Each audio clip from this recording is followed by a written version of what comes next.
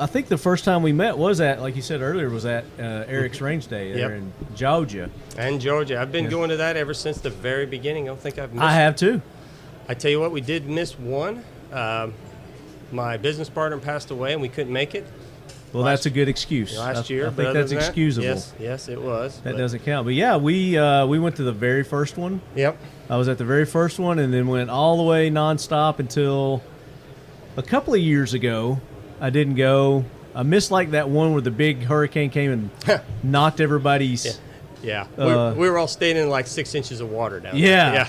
Yeah. So that's one I'm not sorry that I missed. Yeah. So I wasn't upset about that. But Leadheads joining me here at the NRA annual convention here in Indy from the Kel-Tec Lead Quarters is David Foster with Fostech. Welcome in, David. Well, thank you for having me. Well, thanks for coming. Thanks for your agents bringing you over. Yeah, exactly. We're going to call them your agents. Yeah. Just don't say that too much. They're going to want me to pay them for that. Well, you know, you're getting your money's worth now. Yeah, they're good guys. They're making sure you get your money's worth. Absolutely. So give our listeners, this is the first time you've been on the Talking Lead podcast. Yes, sir. First time we had anybody from Fostech on. Talk about Fostech. Tell us a little bit about your company, what you do, how you got started. So we're a family-owned company here in Indiana. We're about an hour south here. Okay. Right in Seymour, Indiana. About 45 minutes. We're an hour south of here. Got started about 12, 13 years ago now. Okay. Started as a hobby. Me and my cousin, we bought transferable machine guns, and we were trying to figure out how to afford our ammo habit. Yeah.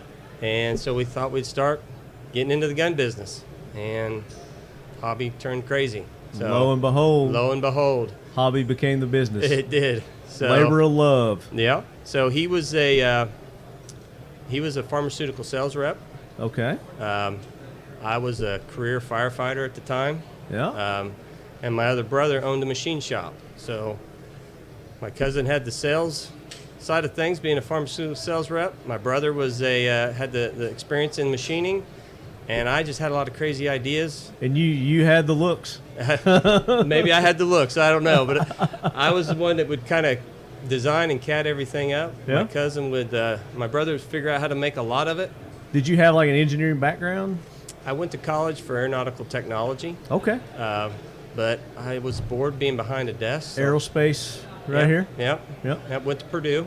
I went to MTSU. Okay. In Murfreesboro. Awesome. Yep. Tennessee. So did you ever end up using any of that? I did for a short term. How long was that? Oh, let's see. I was probably 8 years maybe. Yeah. In the aerospace field. I worked at an FBO, a fixed base operations. Yep. And I started off pro pilot, and then I switched to admin. Okay. And because I was like, why am I paying all this money to get flying lessons when I could just do this on my own? Right. So I was like, I might as well learn something else. Yeah. outside of this. So I switched to admin and majored in behavioral psychology. Okay. That's what it was. So. Well, that's a good skill to have with what you're doing now. Well, I mean, psychology is in general, yeah. is a good little life kind of hack, I guess. Yeah. So if you go to college, study psychology. Yeah. Especially behavioral psychology. You learn a lot. Yeah. So we got people walking by the booth. So if I wave at somebody, don't let me distract you. No, you're good. You lasted a lot longer than me. I think I lasted 3 months in my first job out of college. 3 months. And I said, I'm going to go be a firefighter. I wanted to do something exciting. So you just a career fireman, huh? Yeah. Just right out the gate, kind of. 22 years. I'm retired now. But this, the job allowed me to do this because you work for 24 hours and you're off for 48 hours. So I've just basically had two lives. Had some time for to kill. A long time. But yeah. I'm retired from that now. And so here we sit. Well, thank you for your service. Well, thank you. Thank you. The firefighter, EMS, first responders, they don't get the credit that they deserve.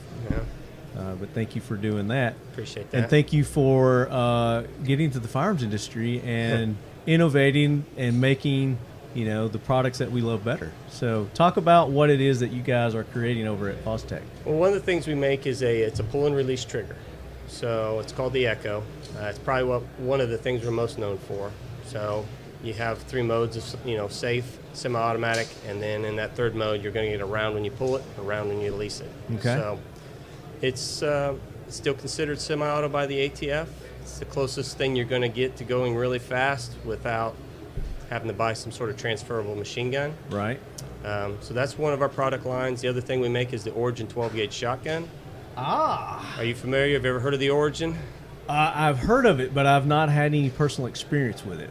So it's a magazine-fed, gas-operated shotgun. We've been making that now for probably 10 years.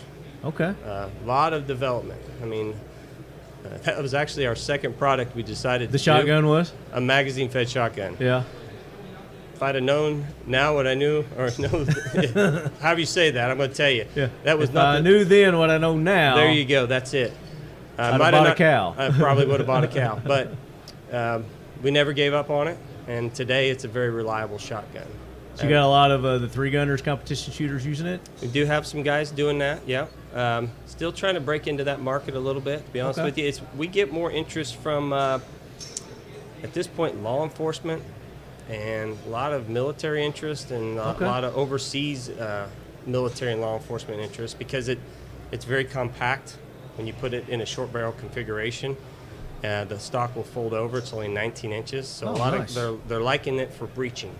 Okay, You're using that it makes for a sense. breaching shotgun. So, And what kind of loads will it run? anything in 2 3/4. Anything 2 3/4. Yeah, and you do need to have a certain, especially in the short barrel, you got to have a certain round that doesn't have to be like super powerful, but it needs to have a little bit of energy, either the weight of the slug or the powder load itself. Right. There needs to be a little bit of a balance there to make sure it's reliable. But And how did you come up with that name? actually, we had purchased the Origin from another company that was giving up on it, and it was already named. So There you go. So. That's the hardest part, is naming something. Yeah, absolutely. From that, we went to making. We started making AR-15s, and obviously the AR-15 market is a very watered-down market. Lots of people in that space, so we knew we had to be doing something different.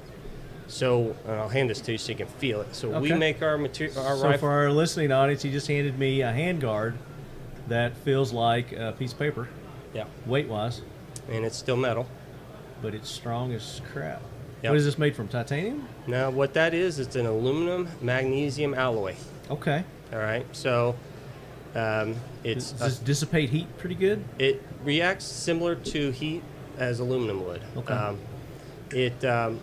It's basically 30% stronger than aluminum, and you're going to be about 30% lighter than aluminum. Yeah, it's super lightweight. Yeah.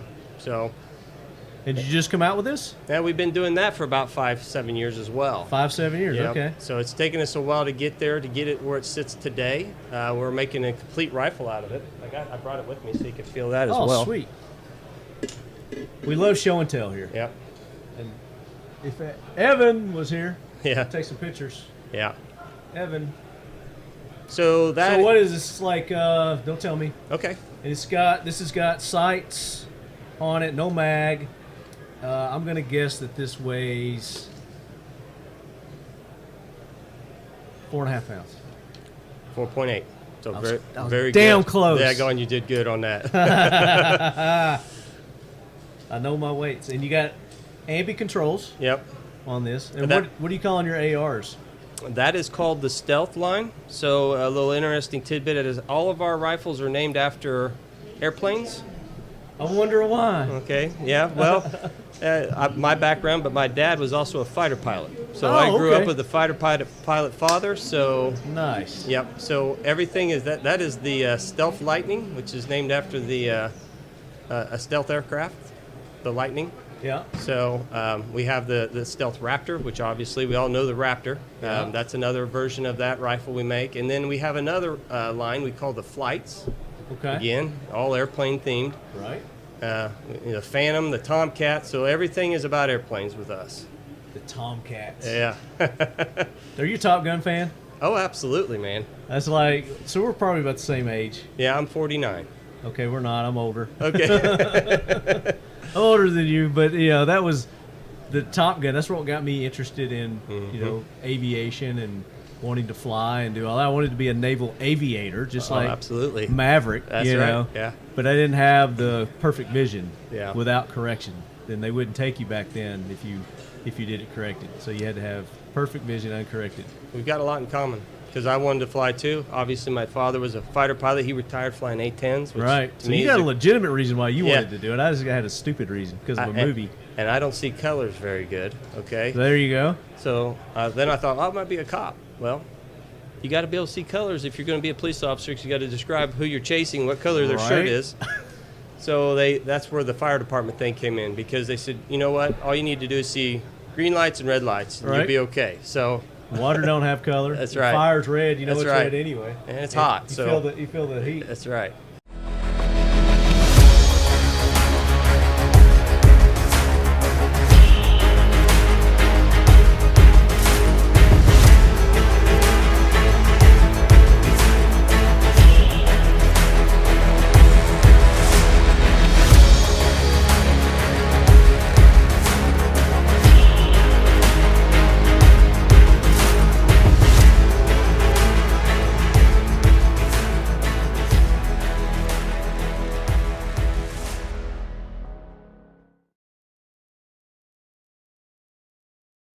So this is really nice. So you've been making these for about, what you said, 5 years? Mm-hmm. Okay. Yep. And do you have different variations, different calibers?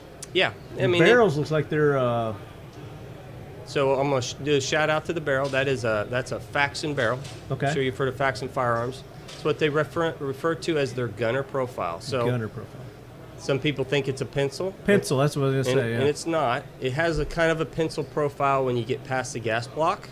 Yeah. Okay. But when you go back towards the chamber, it widens back out into a more widened up profile, Yeah, it does. which is where you need it. That's where most of your temperature is going to be, and also most of the leverage from the gas system on the rifle is down there. Right. So keep it thin and light where you can, but keep it heavier and strong where So it's does needed. it kind of funnel? It does. Yes. But the inside diameter is the same, though, right? Correct. Okay. Yes. Gotcha. So it's not going to affect the gas or anything. no.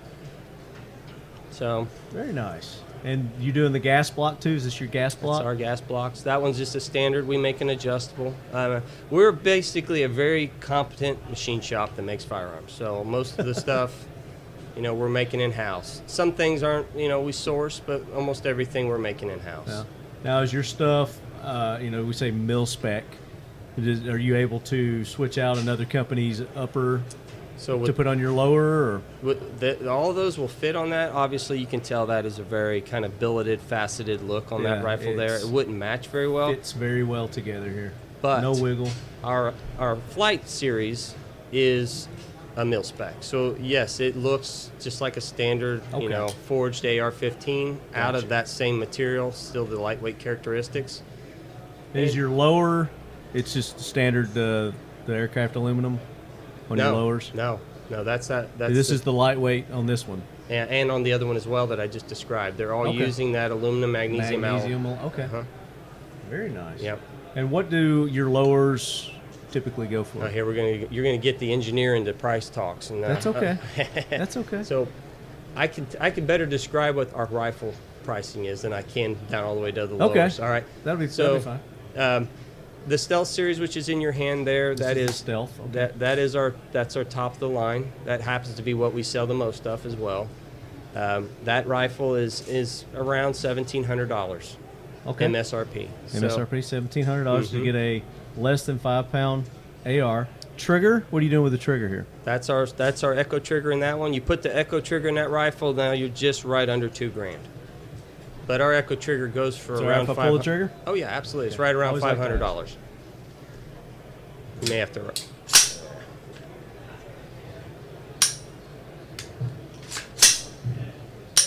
Oh. Got it. Oh. See what it does? Oh. Yeah. Yeah. Yeah. What's the release on that? It's like super quick. Super quick release. Well, it's going to be a negative pounds, right? It's it's negative pounds on the release. Right. The pull's probably what? In the Echo 2. 3 pounds? Nah, it's more like 4.5. Is it? Yeah. Yeah. It does have a longer stroke than a lot of triggers you're going to feel, but that's getting all the way and running through all the parts inside there to make that release fire happen. Oh, excuse me, guys. It's Sorry. his first podcast. Yeah, yeah. I told him I was going to be nervous about it. So No, this is really nice, man. I mean, for what you're getting on the weight saving, the ergonomics that you've got going here, I really like that. It's a good looking AR, and you're doing your own grips, I see. Yep, own grip, own stock. That's our stock on the back of it as well. Very nice. I'm digging the stock. And what is you got a name for this? Do you sell just the stocks? Yeah, People so wanna buy the stock stocks? is called the Tomahawk, and it's not because of the axe, it's because of the missile. Okay, airplane thing, right? Another aerospace. Yep. Their aerospace thing. I like it. What's your grip called? The Saber grip, Okay. and these are called the Mach rails. So Mach 1, like Mach 1. Mach 2, Mach 3, Mach 4 And rails. Saber, that's an aircraft. That's right. The Saber. Yep. I'm familiar with it. Very nice. The easy, you said it's hard to come up with names, right? So, and it is. But when you got a theme like that, airplanes are always named, and airplane parts and missiles always have cool names to them, so it makes it real easy. there you go. So, I dig it. Yeah. So if people want to get a hold of one of these, they go to your website. You Yep. got them in dealers. Got them in gun stores. We have a dealer network. We're through wholesale. We sell direct. We have a website.